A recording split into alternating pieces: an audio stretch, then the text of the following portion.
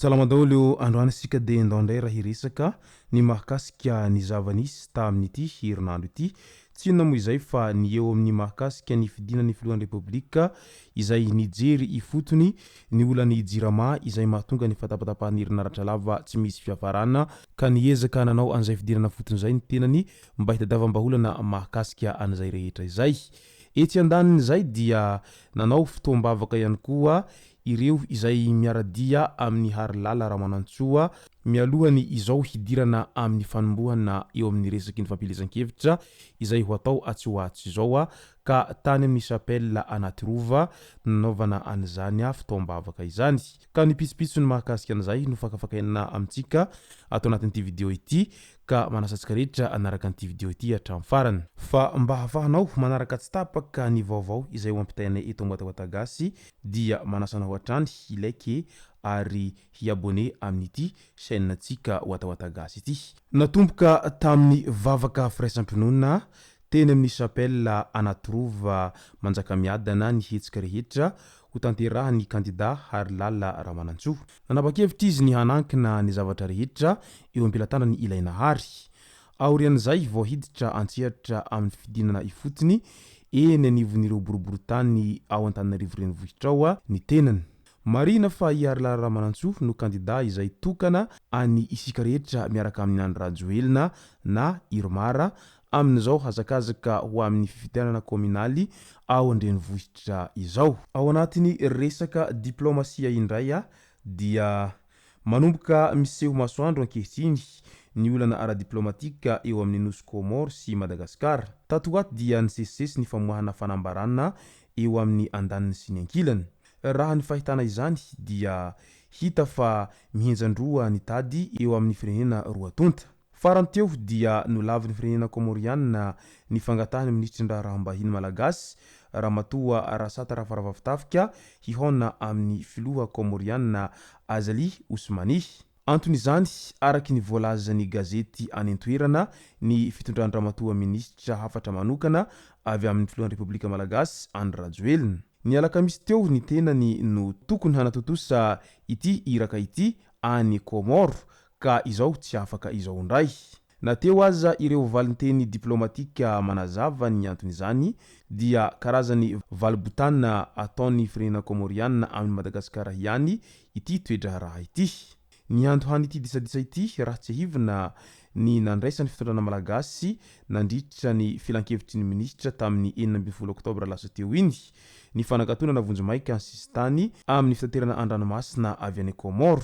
Antony ity fanapahan-kevitra ity ny fisian'ny valanaretina kolera ao amin'ity firenena ity. Fanapahan-kevitra izay iraisin'ny fitondrana Komoriana ho mandeha ila ihany satria na ny fikambanana iraisam-pirenena momba ny fahasalamana na ny OMS aza mbola tsy nanambara ny fisian'ny hameana ara-pahasalamana any amin'izy ireo. Niezaka ny antso ny sy ny fampiraharahana ihany ny gouvernemanta Komoriana saingy tsy nisy vokany. Andrasana araka izany izay mety hovoarana ity raha ity. Eo amin'ny resaky ny delestage indray dia nandroso vaholana ny filohan'ny Repoblika Andry Rajoelina. Nidina ifotony teny amin'ny tompom-pamokarana herinaratra jirama teny Ambohimanambola ny filoha Andry Rajoelina ny tamin'iny omaly maraina iny. Tonga nitady vaholana manoloana ny delestage lavareny izay mampitarena ny vahoaka ny tenany nandritra izay fidinany fotony izay araky ny efa nambarany tao amin'ny tambazotran-tserasera Facebook ihany. Fanapahan-kevitra noraisina nandritra izany dia ny fampiodinana ireo milina rehetra mamokatra herinaratra ao Ambohimanambola na ireo milina mandeha amin'ny menaka mavesatra izany na ireo turbine à combustion mandeha amin'ny gazoaly. Hanena hatrany amin'ny 700 ny delestage ny tanjona izany hoe mba tsy ho tapaka ny jiro amin'ny 9 maraina hatramin'ny 10 alina farafaharatsiny raha ny nambarany hatrany.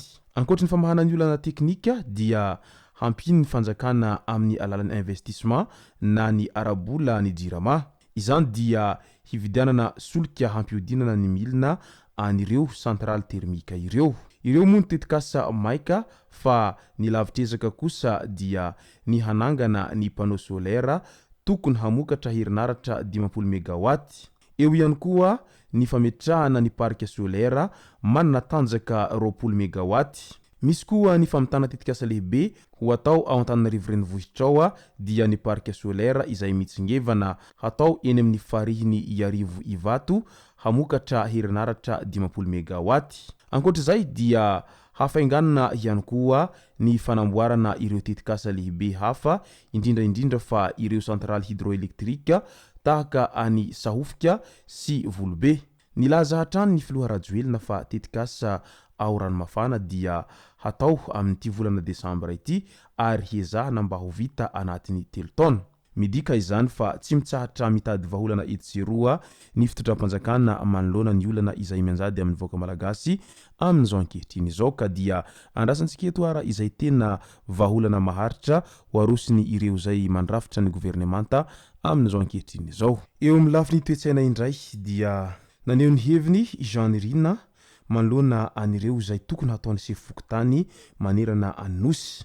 Ny olon-drehetra no mila manova toetsaina fa tsy rehefa miakatra ny rano amin'ny fotoam-pahavaratra vao menimenina ho iatrany raha fanomezan-tsoa Jean Rina sy sefokotany anosy zato antsinanana iny. Miroso anaty fotoam-pahavaratra isika eto Madagasikara ankehitriny. Tsikaritra isan-taona dia ahitana fiakarana ny rano sy tanàna dibo-drano vokatry ny fahatsitsemany lalan-drano ateraky ny fanariam-pako amin'ny toerana tsy tokony hanariana an'izany.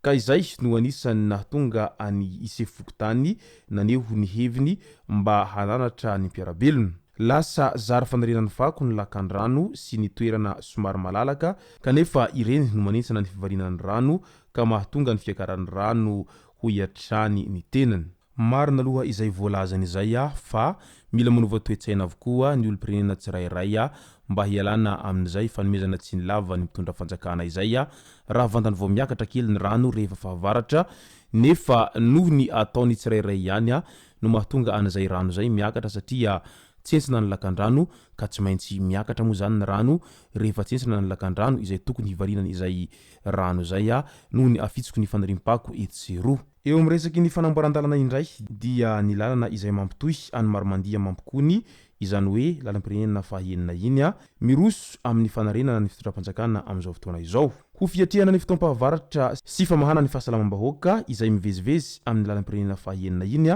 dia harenina tanteraka sy ho totofana ireo lavaka rehetra manahirana amin'ny lalam-pirenena mampitohy any Mampikony sy ny Marimandia iny.